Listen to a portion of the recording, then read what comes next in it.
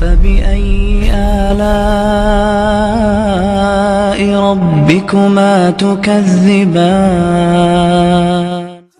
اور رزق بڑھانے کا ایک ہے ہیرا پھیری کام، ایک ہے میرے نبی کا بتایا ہوا کام، کرو انشاءاللہ نتیجہ دیکھو گے۔ ایک یا رسول اللہ تو تنگی ہے، کوئی وظیفہ تو بتائیں۔ اور میرے نبی کی عادت تھی بڑے وظیفے نہیں بتاتے تھے، اپنی امت پہ رحمت اور شفقت، اتنے ہزار واری ہے پڑھو، اتنے ہزار واری ہے پڑھو، کوئی میرے نبی سے نہیں ملتا یہ کام۔ تو میرے نبی نے کہا، انہوں نے کہا یا رسول اللہ پھر روزگار کی تنگی ہے، کوئی وظیفہ؟ تو آپ نے فرمایا آسان، باوضو رہا کر تیرا رزق بڑھ جائے گا۔ ادم علی الطہارہ یوسع علیک رزق، باوضو رہا کر اللہ رزق بڑھا دے گا۔ ابھی ایک لوٹے پانی نال کم بن گئے،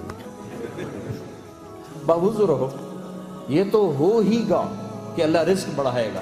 چند باتیں اور سنو، جو باوضو رہتا ہے شیطان اس سے ڈرتا ہے، جو باوضو رہتا ہے اللہ اس سے محبت کرتا ہے، جو وضو کر کے سوتا ہے ایک فرشتہ ساری رات اس کے ساتھ ہوتا ہے، ساری رات۔ ایک دفعہ شیطان آیا ہمارے نبی کی خدمت، آ کے ملا، آپ نے کہا بھائی ایک بات تو بتا، تیرے دشمن کتنے ہیں؟ کہنے لگا 15۔ آپ نے کہا کون کون؟ کہا پہلے تو آپ ہی بیٹھے۔ پھر کہنے لگا ایک وہ مسلمان جو ہر وقت باوضو رہتا ہے، وہ بھی میرا بڑا دشمن ہے، اس سے بھی میری نہیں بنتی۔ یار کون ہے؟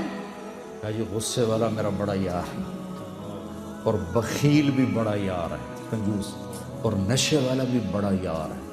اور اگر یہ تین کام کٹھے کسی میں ہو جائیں، غصے والا بھی ہو، بخل بھی ہو، نشہ بھی ہوگا، یہ بات او پیر تے میں مرید۔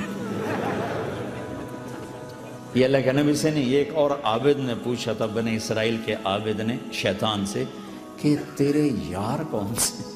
تو اس نے کہا نشے والا، غصے والا، بخل والا، اور اگر تینوں کٹھے ہو جائیں تو او پیر سائیں تو میں مرید سائیں۔ سخی بنو، نشے سے بچو، غصے سے بچو۔